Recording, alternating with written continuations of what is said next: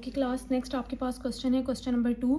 The diagram showed right angle triangle A B C in which length A C is square root 5 3 plus square root 5 centimeter. The area of triangle ABC is 1 plus square root 15 centimeter square. Find the length AB in form a square root 3 plus b square root 5 centimeter where a and b are integers. ये जो आपके पास a और b है ये integers हैं, हमने इनकी values find out करनी है। नेक्स्ट हम पहले इसकी डायग्राम पे देख लेते हैं। डायग्राम आपके पास क्या है, ये आपके पास ए है, ये बी है और ये आपके पास सी है। अगर आप देखें तो क्वेश्चन में आपको ए और सी की लेंथ दी है, वो आपके पास square root 3 plus square root 5 है, तो मैं वो यहाँ सब्सटीट्यूट करूँगी, आपको ईजी हो जाएगा। Square root 3 plus square root 5 ये मेरे पास ए सी की वैल्यू है, ठीक है। तो मैं इधर लिख लेती हूँ जो मेरे पास लेंथ है, लेंथ ए सी, उसकी वैल्यू मुझे गिवन है square root 3 plus square root 5। इसके अलावा मुझे कुछ भी नहीं गिवन, जस्ट मुझे ये चीज़ गिवन है और देन उन्होंने मुझे एक हिंट दे दी है कि जो मेरे पास एरिया है, एरिया उन्होंने दिया है 1 प्लस स्क्वायर रूट 15। तो इसको भी मैं नोट डाउन कर दूँगी, 1 plus square root 15 centimetre square. मुझे एरिया भी दे दिया है, यूनिट मस्ट लिखा करें। अब मुझे इस ट्रायंगल का एरिया दे दिया है और साथ मुझे मेंशन कर दिया उन्होंने कि लेंथ जो आपके पास ए सी है वो square root 3 plus square root 5 है। फाइंड हमने क्या करना है, हमने लेंथ ए बी निकालनी है, तो बेसिकली हमने ये लेंथ निकालनी है ए बी, ठीक है। और ये ए बी को आपने इसको भी लिख लें, लेंथ ए बी, इसकी वैल्यू आपने सिंप्लीफाई करनी है।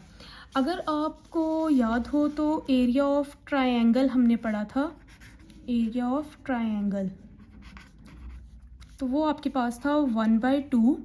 अगर मैं इस ट्रायंगल के अकॉर्डिंग लिखूं तो वो मेरे पास क्या था, 1/2 बेस मल्टीप्लाई बाय हाइट। तो बेस मेरे पास है ए सी मल्टीप्लाई हाइट मेरे पास क्या है, या लेंथ में इसको कह सकती हूँ या परपेंडिकुलर, वो मेरे पास है ए बी। तो अगर आप देखिए मेरे पास क्वेश्चन में एरिया ऑफ ट्रायंगल गिवन है, मेरे पास ए सी गिवन है और मैंने किसकी वैल्यू निकालनी है, ए बी की। अगर पहले मैं फार्मूला को रीअरेंज करूँ तो ये बेसिकली डिवीजन में है, तो लेफ्ट साइड पर लेकर आऊँगी तो ये एरिया के साथ मल्टीप्लाई हो जाएगा, area of triangle A C multiply A B. अब ये जो टर्म आपके पास है ए सी बेसिकली मल्टीप्लिकेशन में है, जब मैं इसको लेफ्ट हैंड साइड पर लेकर आऊँगी तो वो डिवीजन में आ जाएगी। तो एरिया ऑफ ट्रायंगल और डिनोमिनेटर में मेरे पास ये लेंथ ए सी आ जाएगी और ए बी की हमने वैल्यू फाइंड आउट करनी है। अब मैं वैल्यू सब्सटीट्यूट करूँगी तो आप देखिएगा 2 into area of triangle, area मेरे पास क्या था 1 plus square root 15 centimetre square, और डिनोमिनेटर में मेरे पास जो लेंथ थी वो है square root 3 plus square root 5। अगर आप देखें इसके साथ सेंटीमीटर है तो मैं यहीं से ही यूनिट डिडक्ट कर देती हूँ, तो मेरे पास जो रिमेनिंग आ जाएगा जस्ट 1 सेंटीमीटर स्क्वायर। अब यहीं से अगर आप देखें तो मैंने आपको बताया था डिनोमिनेटर में कभी भी आपने स्क्वायर रूट की वैल्यूज़ नहीं रखनी, तो आपने इसके लिए क्या करना है, रैशनलाइजेशन। तो मैं इधर रैशनलाइजेशन अप्लाई करूँगी। तो रैशनलाइजेशन बेसिकली मेरे पास क्या था, मल्टीप्लाई करते हैं डिनोमिनेटर को किसकी मदद से, साइन चेंज करके, यहाँ प्लस है तो यहाँ माइनस आ जाएगा, square root 3 square root 5 divided by square root 3 minus square root 5। Rationalization basically आपके डिनोमिनेटर को रिड्यूस कर देती है, तो यहाँ से मेरा डिनोमिनेटर रिड्यूस हो जाएगा। तो मेरे पास जो वैल्यूज़ आ जाएंगी अगर आप देखें 1 plus square root 15 square root 3 minus square root 5, और डिनोमिनेटर में सेपरेट स्क्वायर का फार्मूला क्लोज हो जाएगा और वो मेरे पास इस फॉर्म में आ जाएगा। ये मैं कटिंग कर दूंगी, ऊपर मैं सिंपल मल्टीप्लिकेशन करूंगी आपके सामने, और वो मल्टीप्लिकेशन क्या है मेरे पास, 2 को मैं पहले इन दोनों से मल्टीप्लाई करवाऊंगी, 2 इंटू 2 स्क्वायर रूट 15,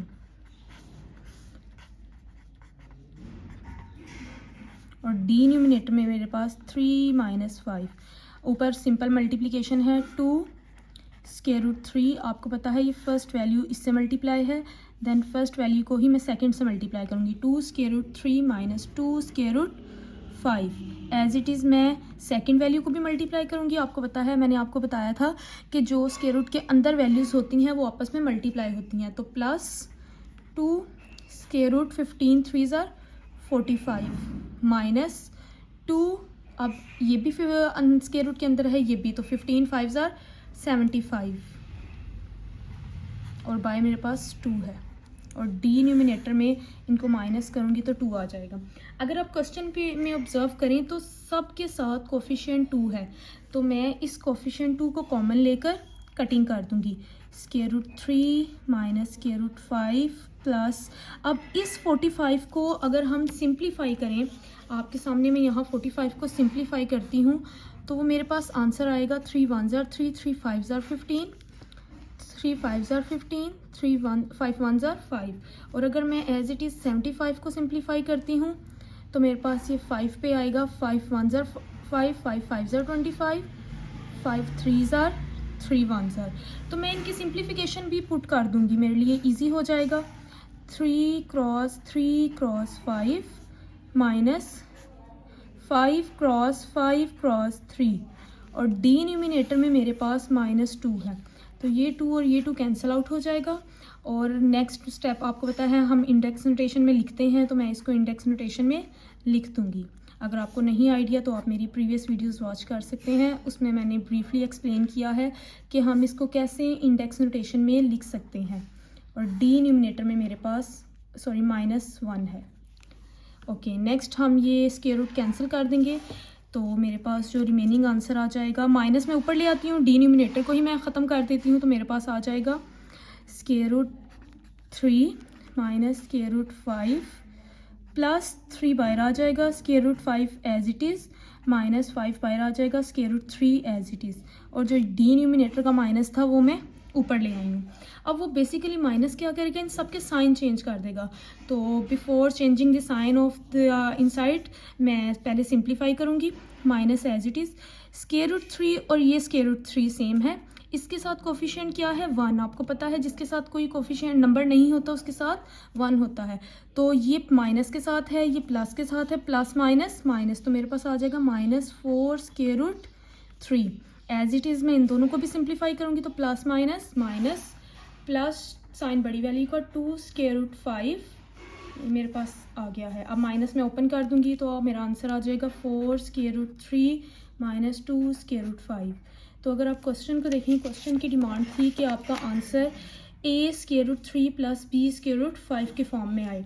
तो अगर मैं इसको इसके इक्वल रखूँ, a square root 3 plus b square root 5, और मैं दोनों साइड्स को कंपेयर कर दूँ, कंपेयरिंग बोथ साइड्स, तो विच implies that a is equal to 4 and b is equal to -2, ये आपका आंसर है।